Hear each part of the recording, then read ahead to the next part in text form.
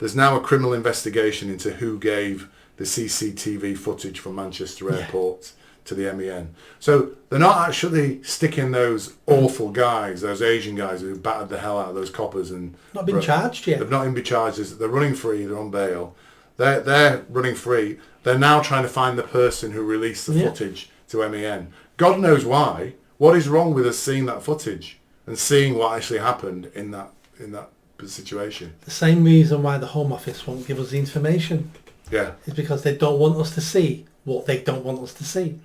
And they didn't want us to see that footage. And if that person who releases that footage gets away with it, then other people across the country may release footage of other incidents that they don't want us to see. So again, they want to use this as an example to send a message around: don't share information you're not allowed to share, otherwise we're coming for you.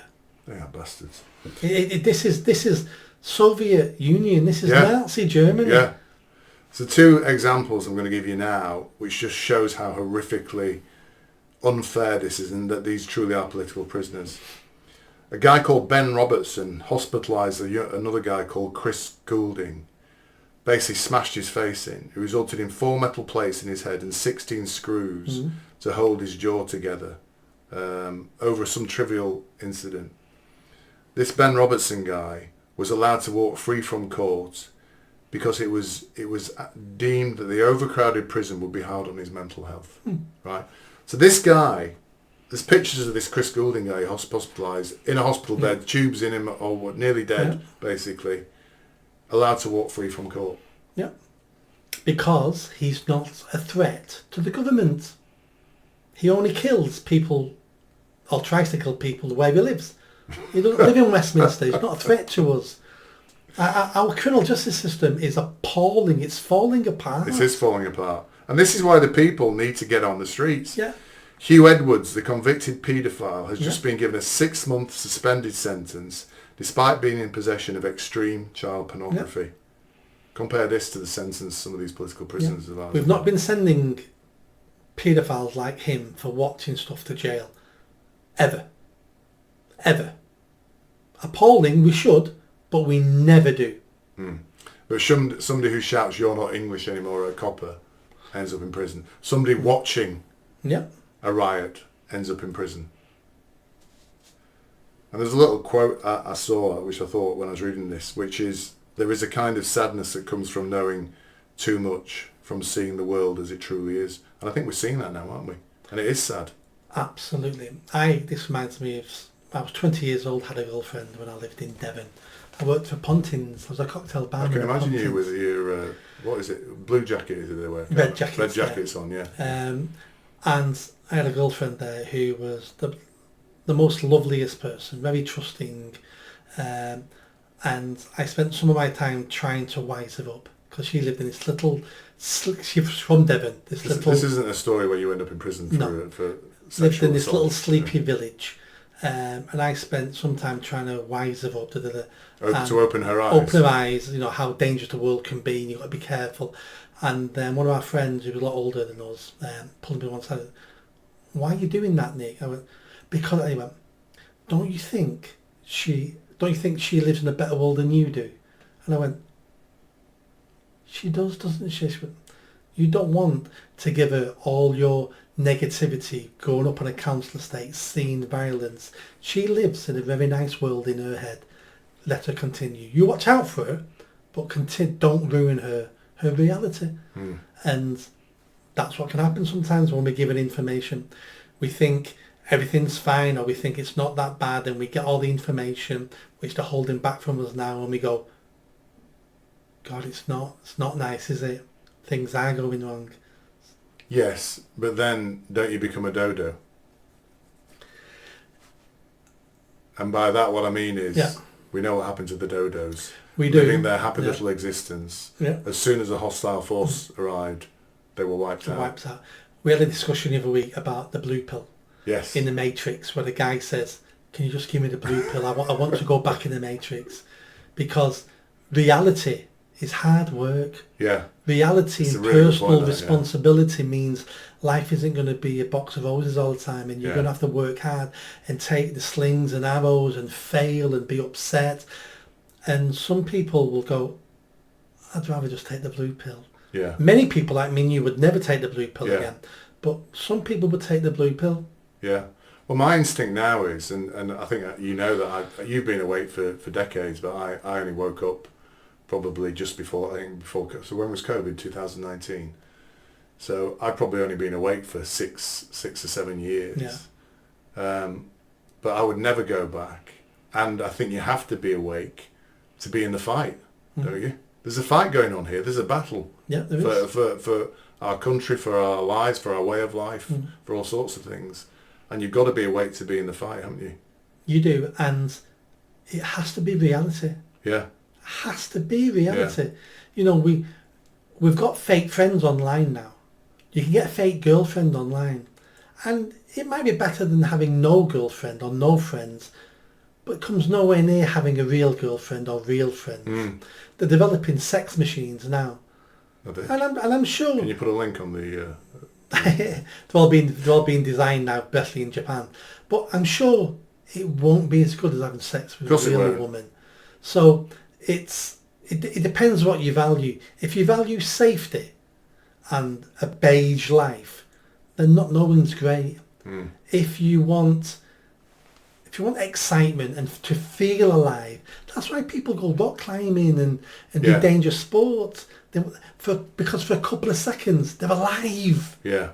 And would you trade that? They'd never trade that for safety. Yeah. But that's what I think I'm saying when I'm saying we mobilise people. I'm talking about mobilising the safe people into just saying things like men can't be women. Yeah. There is no such thing as critical race. There is the critical race theory. The imprisonment of those guys was wrong and unfair. Just some very basic things to get them in the fight. To get them in the fight, because that's all they need to do to get in the fight. Yeah, exactly. Yeah. You don't We're need not to asking them to charge the machine gun nest. Correct. We're saying doing nothing is not an option. Yeah. Doing anything is worthwhile. Correct. We don't expect you to charge the machine gun nest. And I think that's the only message I want to get across. Yeah. Just do that one thing. Make that one statement. Yeah.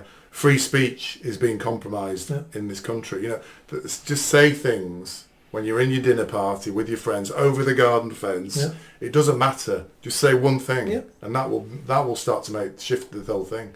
I think you told me, didn't you, about the the French Revolution was located to a small number of.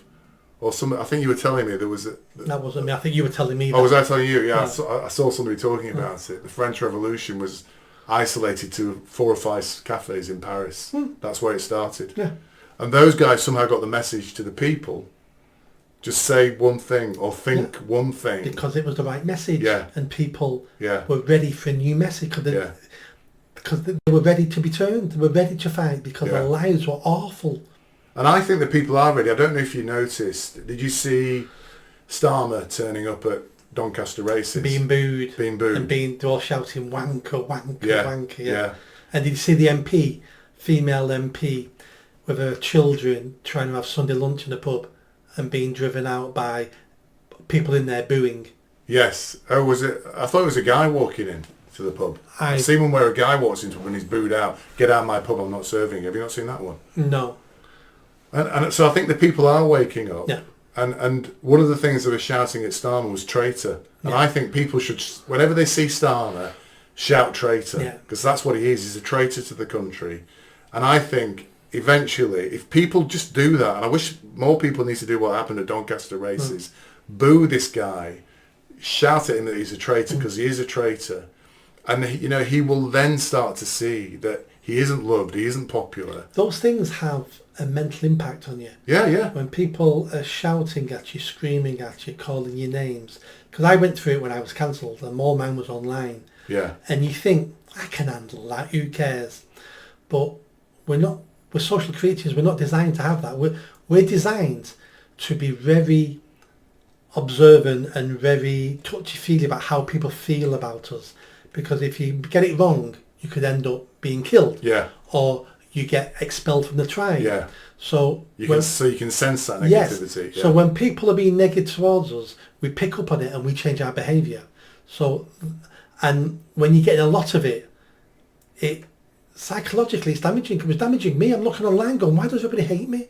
I was amazing I've 6 noticed months that ago. in your comments, actually. Yeah. It was nothing like that. I'll show you the old messages when I was cancelled. You're still getting them, Nick, don't worry. But so that will have an impact on his mental health, and that subconsciously, Yeah. he will hear all that, and you won't like it. Yeah. But if there's a march on 27th of October, there is, I will try and go down, and I urge our listeners to go down. When we get there, let's just shout traitor. Let's just keep shouting traitor, traitor, because you are a traitor, Starmer. Yeah. You're a traitor to this country. You're a traitor to the people.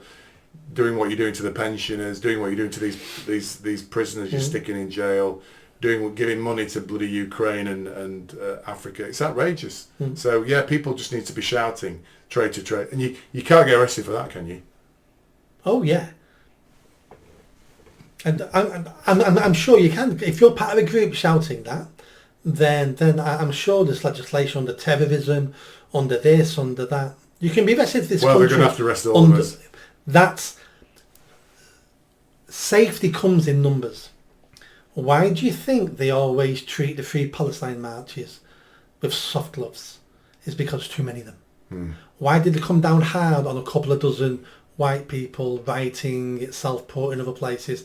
Only a couple of dozen of them. Yeah. So when you're in numbers, the elite, the establishment, the police are like, no, we can't let this get out of hand. Yeah. Ignore that. They start throwing bottles at us, and then we'll come. But don't give them any excuse to riot because we don't want this. We'll be blamed for this. So there's safety in numbers. Yeah. Did you enjoy that video? I think you did. Come on now, hit that bell, subscribe, comment. Let's build this channel.